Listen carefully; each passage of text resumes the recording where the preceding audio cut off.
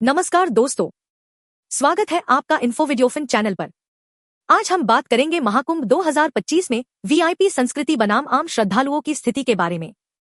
क्या साधारण भक्तों को उचित सुविधाएं मिली या उन्हें कठिनाइयों का सामना करना पड़ा, इस रिपोर्ट में ज़मीनी हकीकत के साथ। लेकिन जब करोड़ों लोग एक साथ आते हैं तो व्यवस्थाओं का क्या हाल होता है।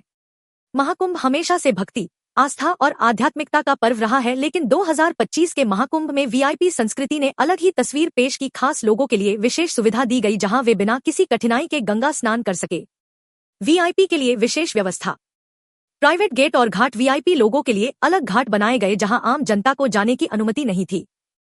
हेलीकॉप्टर सुविधा, कुछ बड़े नेताओं, उद्योगपतियों और सेलिब्रिटीज ने हेलीकॉप्टर से सीधा महाकुंभ में प्रवेश किया।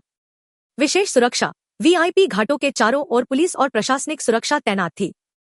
राजनेता, अभिनेता, उद्योगपति और विदेशी मेहमानों के लिए अलग से व्यवस्था थी जिससे उन्हें किसी प्रकार की कठिनाई का सामना न करना पड़े। लेकिन इसी बीच लाखों आम भक्त लंबी कतारों में खड़े थे। अब जरा इस ओर ध्यान दे, लाखों श्रद्धालु दूर दराज से आए, लेकिन उनके लिए व्यवस्था कुछ और ही थी।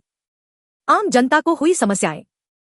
5 से 10 किलोमीटर तक पैदल यात्रा। वीआईपी संस्कृति के कारण कई रास्ते बंद कर दिए गए, जिससे आम भक्तों को कई किलोमीटर पैदल चलकर जाना पड़ा। घंटों लंबी कतारें, जहां वीआईपी लोगों को तुरंत स्नान की अनुमति मिली, वहीं साधारण भक्तों को कई घंटे कतारों में लगना पड़ा। सुरक्षा के नाम पर रोकटोक, कई आम श्रद्धालुओं को वीआईपी मार्गों से जाने की अनुमति नहीं थी, जिससे भीड़ भाड़ बढ़ गई। कुछ बुजुर्ग और महिलाएं भी इस व्यवस्था से परेशान दिखे। कई श्रद्धालु बिना स्नान किए ही वापस लौट गए क्योंकि उन्हें समय पर गंगा तक पहुंचने नहीं दिया गया। एक साधारण श्रद्धालु की प्रतिक्रिया, हम सुबह से लाइन में लगे हैं, लेकिन वीआईपी लोग सीधे स्नान करके चले जाते हैं। हमें भी समान सुविधाएं मिलनी चाहिए थी। एक बुजुर्ग श्रद्धालु, मैं इतनी दूर से आया लेकिन स्नान तक नहीं कर सका। प्रशासन को सभी के लिए समान व्यवस्था करनी चाहिए थी। एक वीआईपी भक्त, हमें प्रशासन की ओर से अलग व्यवस्था दी गई जिससे हमें कोई दिक्कत नहीं हुई। यह जरूरी है ताकि भीड़ से बचा जा सके। एक पुलिस अधिकारी, हमारी प्राथमिकता भीड़ को नियंत्रित करना है। वीआईपी लोगों के लिए अलग व्यवस्था इसलिए की गई ताकि आम श्रद्धालुओं को परेशानी न हो। प्रशासन का कहना है कि भीड़ को नियंत्रित करने के लिए वीआईपी और आम जनता के लिए अलग अलग इंतजाम किए गए थे। लेकिन क्या इससे वास्तव में आम जनता को लाभ हुआ? वीआईपी और आम भक्तों के लिए अलग घाट बनाए जाने से भीड़ का दबाव कम हुआ। पुलिस बल ने सुरक्षा बनाए रखने के लिए मार्गों को नियंत्रित किया। सभी के लिए समान व्यवस्था करना संभव नहीं था, लेकिन सच्चाई यह है कि आम जनता को लंबी दूरी तक पैदल चलना पड़ा। वीआईपी और आम भक्तों के बीच स्पष्ट भेदभाव दिखा।